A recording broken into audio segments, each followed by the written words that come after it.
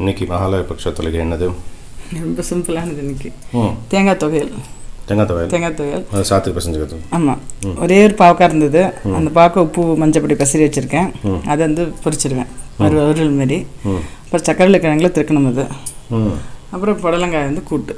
புடலங்காய் கூட்டு. ஓகே, பார்க்கலாமா? எனக்கு வந்து என்னென்னா புடலங்காய் கூட்டு இல்லையா, எல்லா காயுமே கொஞ்சோண்டு இருந்தது. ஸோ அதனால் என்ன பண்ணியிருக்கேன், புடலங்காய் பைத்தம்பருப்பு வேக வச்சுருந்துருக்கேன் இல்லையா, அதுக்கு வந்து அரைக்கிறதுக்கு வச்சுருக்கேன். தேங்காய், ஜீரகம், மிளகா இதை அரைச்சி விட்ருவேன். இந்த பாவக்காயும் எண்ணெய் போட்டு கடுகு போட்டுட்டு இந்த பாவக்காய் போட்டு வறுத்துருவேன். இங்கே வந்து அந்த சக்கரை வேக வச்சுருக்கேன் இல்லையா, நல்லா ஸ்மாஷ் பண்ணிவிட்டு பால் விடுவேன். சக்கரை கிழங்கு பாயசம். சக்கரை கிழங்குல பாயசம், சக்கரை கிழங்குல புலாவ்லாம் ரொம்ப ஒரு மாதிரி இன்னோவேட்டிவ் டிஷ்ஷஸ். ஒரு இன்னொரு இல்லை, உங்கள் டேஸ்ட் உங்களுக்கு பிடிக்கும், நீங்கள் சொன்னீங்க பண்ணுறேன். நான் சொன்னது அதெல்லாம் நான் கொடுத்த ஐடியாவா? நீ கொடுத்த ஐடியா. ஓ, திருப்பதி போகணுன்னு அதே மைண்டில் இருந்ததுனால உப்புமாக்கு வந்து மிளகா போடலை நான். ஆமாம், அந்த மோர் உப்புமா பண்ணேன். நான் அந்த ஒரே அந்த பாதையே நினச்சிட்டே இருந்தேன்னா விட்டேன் அதை. நான் உன்னை அப்படியே திருப்பதி கூட்டின்னு போயிட்டேன். ஆமாம் இல்லை? திருப்பதிக்கு. நல்லா இருந்ததா? சூப்பராக இருந்தது. ஓகே, இன்னைக்கு திருப்பதி பற்றியே பேசலாமா? இன்னைக்கு திருப்பதி பற்றி பேசலாம். திருப்பதி பற்றி நிறைய பேசலாம். எவ்வளோ வேணால் பேசலாம், எவ்வளோ நேரம் வேணால் பேசலாம். திருப்பதி பற்றி கேட்கலான்னு நினச்சேன் இன்னைக்கு கூட. ஓகே,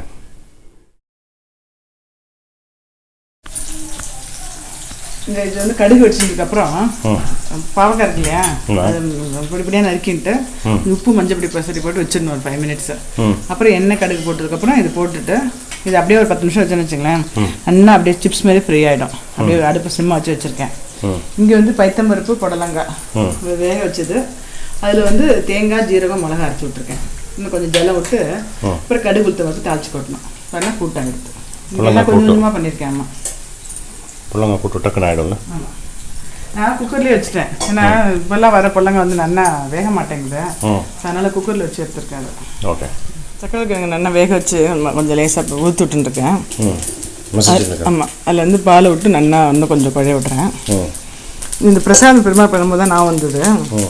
திருப்பதிலேருந்து எல்லா பிரசாதமும் மண்சட்டியில் பண்ணுறா இல்லையா? அது அது எதனால? அது ஒரு கதை இருக்குது. அது சொல்லுங்கள். அது எனக்கு ஒரு காலத்தில் திருப்பதியில் பீமன்னு ஒரு பையன் வந்திருந்தான். அவன் வந்து பெருமாள் பக்தன். ஆனால் அவனுக்கு வந்து கோவில் சமயமே இருக்காது, டைம் இருக்காது. அவன் வந்து தொழில் உண்டு, அவன் குடும்பம் உண்டுன்னு இருப்பான். அவன் லீவு அப்படிலாம் ஒன்றுமே கிடையாது. இப்போ மண் சட்டி பண்ணிகிட்டே இருப்பான். ஆனால் கோவிலுக்கு போகணுன்னு ஆசை. போனாலும் பெருமாளை எப்படி சேவிக்கிறது, ஒன்றும் ஒருத்தர் ஒரு வழிமுறை சொல்கிறாளே, என்ன மந்திரம் சொல்கிறது இன்னும் ஒன்றுமே தெரியாது எனக்கு. இதை நினச்சிட்டே இருந்தவன் ஒரு நாளுக்கு அந்த மண் பானை செய்கிற சமயத்தில் சரி நம்ம தான் போக முடியல, பெருமாளை வந்து இங்கேயே நம்ம செஞ்சிடலாம் அப்படின்னு சொல்லி அந்த மண்ணிலேயே வந்து பெருமாளை செய்வான். பெருமாள் பண்ணிவிட்டு டெய்லி அதுக்கு அந்த பெருமாளுக்கு அந்த சிலைக்கு வந்து மண்ணிலேயே பூ மாலை கட்டுவான். மண்ணிலேயே பண்ணி பூ மாலையை கட்டுவான். பெருமாளையே பார்த்துட்டு அவன் வேலையை செய்வான். ஸோ இதுக்காக நேரம் ஒதுக்கிறது கிடையாது. எப்படி பண்ணிட்டு இருந்தான். அதே ஊரில் ஒரு ராஜா இருந்தார், தொண்டைமான் ராஜா. அவர் வந்து சனிக்கிழமை பெருமாளுக்கு வந்து தங்கத்தில் மாலை போடுற பழக்கம் உண்டு. அது ஒரு புரட்டாசி சனிக்கிழமை என்னாச்சு, அவர் போட்ட தங்க புஷ்ப மாலை அடுத்த வாரம் போனால் பெருமாள் கழுத்தில் அது வந்து மண் மாலையாக இருக்கும். அவர் போட்ட தங்க மாலை அவருக்கு தூக்கி வாரி போட்டுரும். அந்த மாதிரி 2-3 வாரம் ஆச்சு. இப்போ ஒரு நாள் வந்து சொப்பனத்தில் பெருமாள் வந்து இந்த பீமனை போய் பாரு, அவன் மண்பானையெல்லாம் செய்கிறவன் அப்படின்னு. நேராக அவனுக்கு தெரியாமல் அங்கே போய் பார்த்தா 2-3 நாள் வாட்ச் பண்ணுவார்.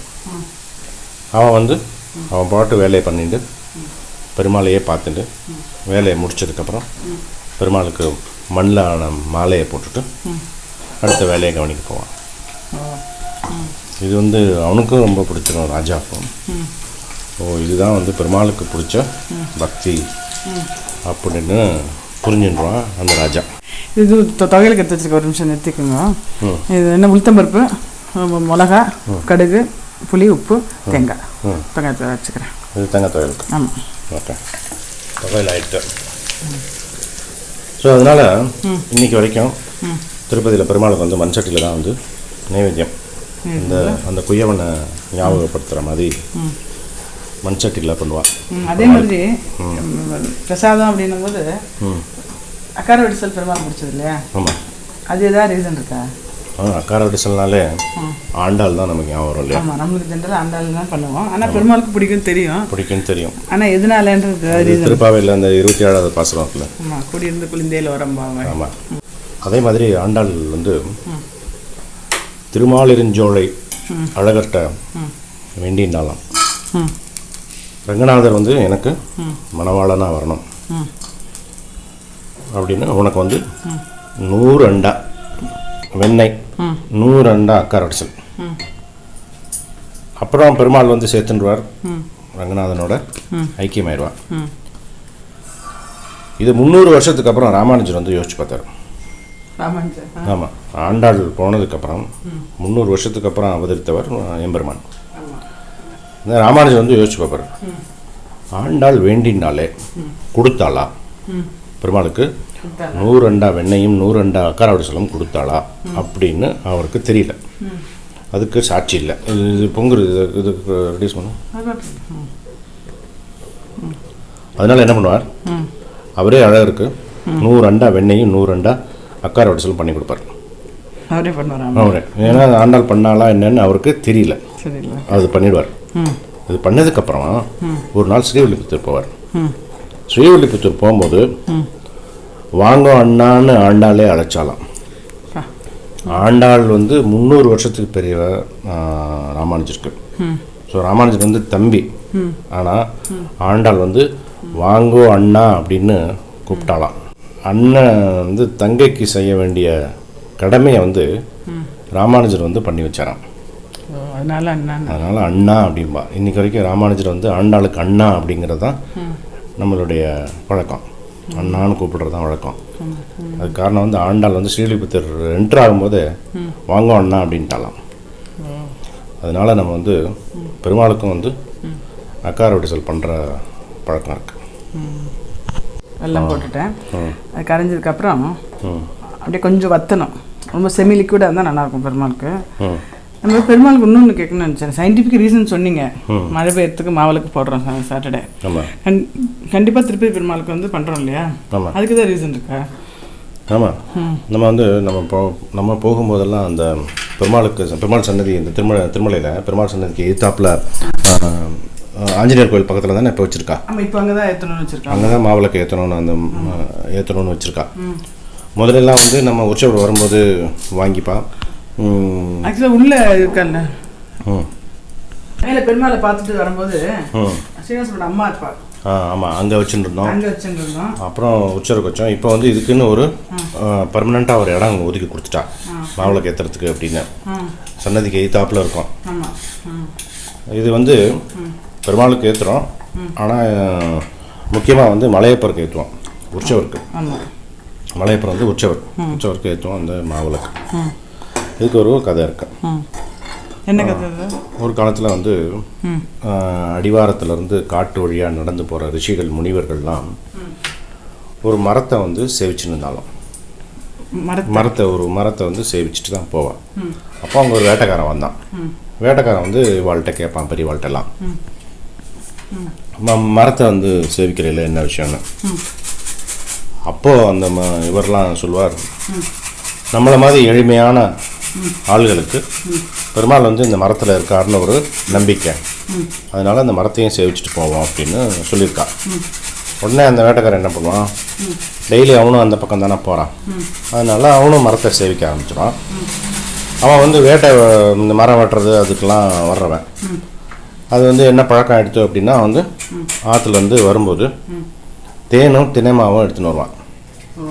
எடுத்துன்னு வந்து பெருமாள்கிட்ட இங்கேருந்து மரத்தில் வந்து அதை வந்து பெருமாளுக்கு நைவேத்தியம் மாதிரி காமிச்சிட்டு அப்புறமா சாப்பிட்டுட்டு வேலையை ஆரம்பிப்பான்.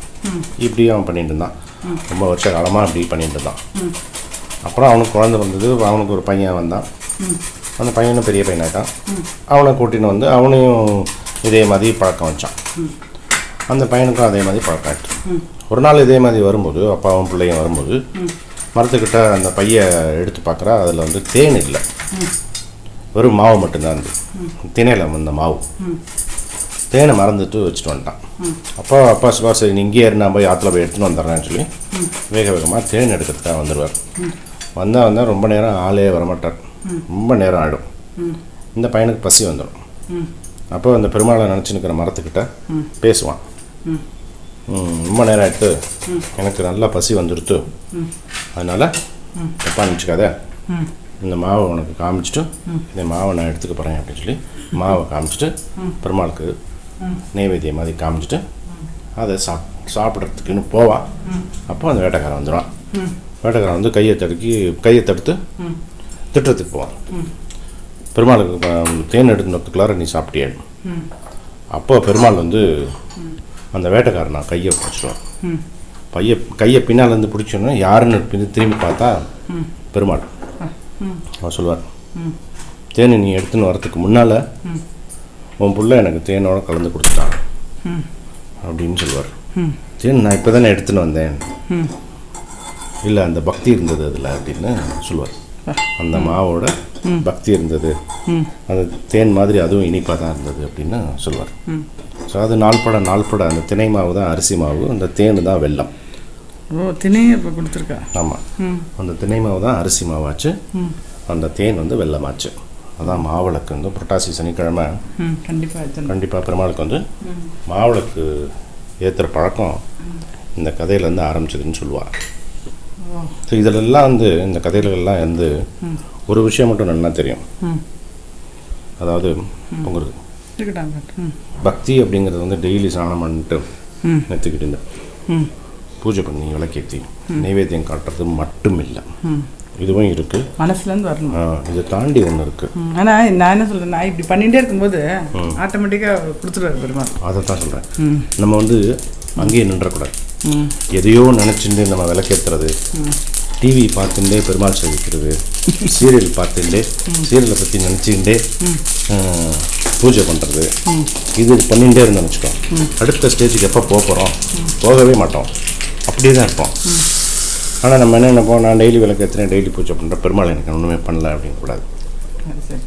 பக்திங்கிறது வந்து இந்த பெருமாள் சொன்ன மாதிரி கிருஷ்ணர் ஒரு கதையில், ராதாகிருஷ்ணர் ஒரு கதையில் ஒரு அருமையான ஒரு சம்பாஷணை இருக்குது.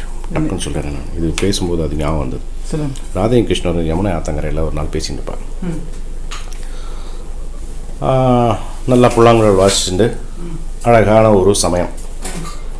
அப்போது அங்கே கோபியர்கள்லாம் அந்த யமுனை ஆத்தங்கரையில் இருப்பாங்க.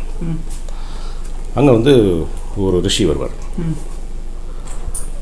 அந்த கோபியர்கள்லாம் அந்த யமுனை ஆத்தங்கரை தாண்டணும்னு பார்ப்பான். ஆனால் நன்னா தண்ணி வெள்ளம் பெருக்கெடுத்து ஓடின்னு இருக்கும், அதனால் நதியை கடக்க முடியாது. அப்போ ரிஷிகிட்ட கேட்பார், நீங்கள் வந்து எங்களுக்கு உதவி செய்யணும், நாங்கள் அந்த கரைக்கு போகணும். அப்போது அந்த ரிஷி சொல்வார், எனக்கு பசிக்கிறது, வெண்ணையும் அப்பமும் இருந்தால் கொடுங்க, சாப்பிட்டுட்டு நான் உங்களுக்கு ஹெல்ப் பண்ணுறேன் அப்படிம்பார். சரின்னு அவள்கிட்ட வெண்ணெய் அப்பம்லாம் இருக்கும், எல்லாத்தையும் நல்லா சாப்பிட்ருவார், மூக்கு பிடிக்க சாப்பிட்ருவார். சாப்பிட்டுட்டு சரி வாங்க இப்போ போகலாம்னு சொல்லிட்டு இந்த யமுனை ஆற்றை பார்த்து, நான் வந்து உபவாசம் இருக்கிறது உண்மையானால் எனக்கு இந்த கோபியர்களுக்கு வழிவிடு, நாங்கள் அந்த கரைக்கு போகணும் அப்படின்னு சொல்லுவார். ஆறு வந்து நல்லா வழி விட்டுரும். அவர் பாட்டு இறங்கி நடக்க வந்துடுவார். பின்னால் கோபியர்கள்லாம் வருவா, அந்த கரைக்கு போயிடுவான். இவன் அந்த கரைக்கு போனதுக்கப்புறம் கோபியர்கள்லாம் பேசிப்பா, இது என்ன அண்ட புழுகா, ஆகாச புழுகா இருக்குது, இப்போ தான் நல்லா மூக்கு பிடிக்கி சாப்பிட்டார், சாப்பிட்டுட்டு இப்போ வந்து உபவாசம் இருந்தது உண்மையானால் வழி விடுனா அதுவும் வழி விடுறது, இப்படி என்ன ஒன்றும் புரியலையே அப்படின்னு அவன் பேசிப்பான். அப்போ ராதைக்கு கேட்கும், ராதை கேட்பா கிருஷ்ணர்ட்ட, என்ன இப்படின்னு என்ன நடக்கிறது இங்கே அப்படின்னு. அப்போது கிருஷ்ணர் சொல்வார், அவர் வந்து சாப்பிட்றதுலேருந்து மூச்சு விடுறது வரைக்கும் எல்லாமே கிருஷ்ணார்ப்பணம்னு சொல்லி தான் பண்ணுவார். அவர் சாப்பிட்றதெல்லாம் வந்து எனக்கு தான் வரும், அவர் உடம்புக்கு போகாது. ஆமாம், பேசும்போது பேசணும்னு நினைக்கிறேன். அவர் சாப்பிட்றதெல்லாம் எனக்கு தான் வரும் அது. நன்மையாக இருந்தாலும் சரி தீமையாக இருந்தாலும் சரி அது என்னையே சேர்ந்தது. அவர் அதனால தான் அதை வந்து அவருக்கு வந்து அஃபெக்ட் ஆகாதுன்னு. சாப்பிட்டாலும் உபவாசம் இருப்பார் ரிஷிகள். அந்த மனசோடு சேர்ந்த ஒரு பக்தி, அதைத்தான் வந்து கிருஷ்ணராகட்டும் பெருமாளாகட்டும் அதைத்தான் சொல்கிறான். அந்த அளவுக்கு பக்தி இருக்கணும். ஆமாம், இதில் பச்சைக்கருப்பூரும் குங்குமப்பூ போட்டுட்டேன். ஆமாம், போட்டு இது வெல்லம் போட்டுட்டேன். இது வந்து கொஞ்சம் வெள்ளரிக்காய் கொஞ்சம் மாங்காய் இருந்தது, உப்பு போட்டு கடுகு தாளிச்சுட்டேன். சாப்பிட்றேன். இல்லை கொஞ்சம் கொஞ்சமாக இருக்கனால அட்ஜஸ்ட் பண்ணிட்டேன். ஓகே, சொல்லுங்கள். அந்த நீங்கள் சொல்கிற அந்த பக்தி கிடைக்கணும் எல்லாருக்கும். ஆமாம், அந்த மனசு வரணும். அதை வந்து அதுக்கு அடுத்த ஸ்டேஜ் நம்ம வந்து இப்போ பண்ணுறோம் இல்லையா? இப்போ பண்ணின்னு இருக்கிற நம்ம சடங்கில் சம்பிரதாயத்தில் நின்றுடுறோம். சடங்கு அப்படின்னா என்னைக்கு விளக்கேற்றணும், என்னைக்கு பூஜை பண்ணணும் அப்படிங்கிற அந்த சடங்கு சம்பிரதாயத்தில் நின்றுறோம். அடுத்த இதெல்லாம் அடுத்த ஸ்டேஜுக்கு கூட்டின்னு போகிறதுக்கு தான் இதெல்லாம் நைவேத்தியம் எல்லாமே வந்து இதுலேருந்து அடுத்த ஸ்டெப்புக்கு போனோம். அடுத்த ஸ்டெப்பு தான் பெருமாளாகட்டும் கிருஷ்ணராகட்டும் சொல்கிற பக்தி. அதான் வந்து ஒரு நாள் வந்து உத்தவ கீதையில் பகவத்கீதை வந்து அர்ஜுனருக்கு சொன்னது கிருஷ்ணர், உத்தவ கீதை வந்து உத்தவருக்கு சொன்னது. உத்தவருங்கிறவர் அவருடைய கிருஷ்ணருடைய சாரதி, பாலிய நண்பன். அந்த உத்தவர் வந்து ஒரு நாள் கேட்பார் கிருஷ்ணர்கிட்ட, இவ்வளவு அட்டூழியம் பண்ணான் துரியோதனன் அரண்மனையில், திரௌதியை அவமானப்படுத்தி சூதாட வச்சு அவ்வளோ அவமானப்படுத்தினான், இதெல்லாம் நீ பார்த்துன்னு தானே இருந்த அப்படின்னு கிருஷ்ணர்கிட்ட கேட்பார் உத்தவர். அப்போது கிருஷ்ணர் சொன்ன பதில் வந்து நிறைய பதில் இருக்குதுல்ல, அதில் வந்து ஒரு முக்கியமான விஷயம் இந்த சமயத்தில் சொல்கிறதுக்கு, துரியோதனன் வந்து சூதாட வரும்போது என்னோட மாமா விளையாடுவார் எனக்கு பதிலாக, ஏன்னா எனக்கு சூதாட வராது அப்படின்னு சொல்லிட்டான். அவன் வந்து உண்மையான போர் வீரன். அவன் எனக்கு போர்க்காலத்தில் சண்டை போட தெரியும், சூதாட தெரியாது அப்படின்னு சொல்லிட்டான். அதே நிலைமை தானே யுதிஷ்டனுக்கும். யுதிஷ்டனும் சொல்லியிருக்கணும், எனக்கும் சண்டை போட தெரியும், நியாயம் தர்மம் தெரியும், சூதாட வராது, எனக்கு பதிலாக கிருஷ்ணன் விளையாடுவான் அப்படின்னு சொல்லியிருக்கணுமே. ஆனால் அவன் சொல்லலை அப்படின்னு பதில் சொன்னாராம் உத்தவருக்கு கிருஷ்ணர். ஸோ இதுதான் வந்து கிருஷ்ணர் பகவான் எதிர்பார்க்கறது இதுதான். நம்ம மனசில் நம்ம பக்கத்தில் பெருமாள் வந்து எப்பவுமே இருக்காருன்னு நினச்சிக்கணும். ஸோ நம்மளுடைய சொல்லாகட்டும் செயலாகட்டும் எப்பவுமே வந்து தூய்மையாக இருக்கும். நம்ம வந்து எப்பவுமே நினச்சிக்கணும் பகவான் இல்லை நம்ம பாட்டு இண்டிபெண்ட்டாக இருக்கோம் அப்படின்னு நினச்சிக்கூடாது. நம்ம கூட வந்து பகவான் நம்மளுடைய செய்கையில் பார்த்துட்டே இருக்கார், கண்காணிச்சுட்டே இருக்கார். இதுதான் உத்தவ கீதையில் பகவான் கிருஷ்ணர் சொன்னது. அதை வந்து நம்ம மனசில் வச்சுட்டு பண்ணணும். பண்ணுற காரியங்கள்லாம் வந்து பக்தியிலேயே முடியும். பெருமாள் நம்மளோட அனுகிரகம் கண்டிப்பாக கிடைக்கும். நம்ம இதெல்லாம் வராது, நம்ம மனசு வந்து சுத்தமாயிடும். மனசு சுத்தமாயிடும். அதில் வந்து நமக்கு வந்து நடக்கலையே அப்படிலாம் வராது. இப்போ ரிஷிகள் முனிகள் ஞானிகளுக்கெல்லாம் வந்து நல்லது நடந்தாலும் சரி கெட்டது நடந்தாலும் சரி ஒரே மாதிரியே இருப்பான். கரெக்ட். இது முடிச்சிட்டியாது? ஆமாம், இல்லை அட்ஜஸ்ட் பண்ணிட்டேன். டக்குன்னு என்ன பண்ணியிருக்கேன்னு சொல்லவே இல்லாமல் நம்ம கதையை சொல்லிட்டு இருக்கோம். ஜெய்ஸ்ரீ இல்லை எல்லாம் தெரிஞ்சு ஒன்றும் அவசியம் இல்லை, சொல்லிடுறேன். நான் புடலங்காவும் பைத்தம்பருப்பும் நல்லா வேக வச்சுருந்தாச்சு. ஓகே. அதுக்கப்புறம் தேங்காய் ஜீரகம் இப்போ மிளகா போட்டு அரைச்சாச்சு. கடுகு உளுத்தம்பருப்பு தாளித்து கொட்டினேன். இதுக்கு வந்து உளுத்தம்பருப்பு கடுகு உளுத்தம்பருப்பு மிளகா நல்லா வறுத்துட்டு உப்பு புளி தேங்காய் போட்டு அரைச்சாச்சு. இது வந்து வெள்ளரிக்காயும் மாங்காவும் சீச்சுட்டு உப்பு போட்டு இது பண்ணிட்டேன். ஒரே ஒரு கொஞ்சம் பாவக்காய் இருந்தது, பாவக்காயை சும்மா வறுத்துட்டேன். அது காரம் போடலை, வேணும்னா சாப்பிடும்போது கொஞ்சம் மிளகு பொடி தூவிக்கலாம். சக்கரை வேக வச்சுட்டு பாலில் வெல்லம் பச்சை கற்பூரம் குங்குமப்பூ. Super, simple. சக்கரவள்ளி கிழங்கு துருக்கணும், புடலங்காய் கூட்டு, சாத்துக்கு வந்து துவையல், இது வந்து பச்சடி, வெள்ளரிக்காய் பச்சடி மாதிரி. தயிர் வேணால் தயிர் விட்டுக்கலாம், இல்லை அப்படியே சாப்பிடலாம். பாவக்காய் சிப்ஸ். Okay, thanks Jaishu. நீங்கள் தயிர் பச்சடி சொன்னோடனே துவையல் சாத்துக்கு நல்லாயிருக்கும். தயிர் புளிப்புலாம் தயிர் விடணும், ஏன்னா கொஞ்சம் மாங்காய் புளிப்பு இருக்கு இல்லையா. ஸோ இன்றைய தலையாய்த்து வளமாக வாழ்க.